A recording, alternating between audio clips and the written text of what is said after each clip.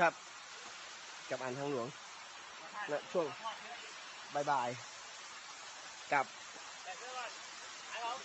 อายข่าวด้วยกัน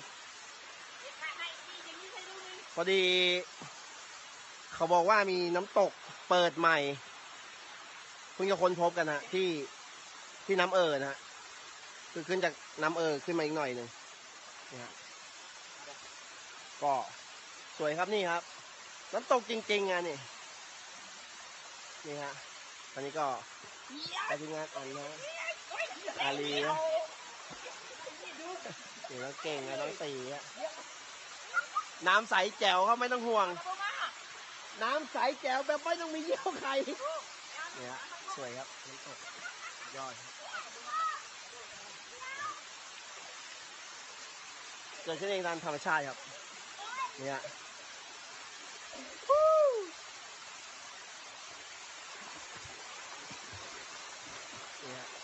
อาลีอะเนี่ยล่องแกงครับล่องแกงวันนี้ล่องแกงเล่นไม่ได้ครับ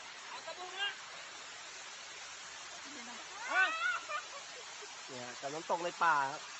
มีชั้นเดียวครับมีชั้นเดียวมี2 ชั้นนี่2 ชั้น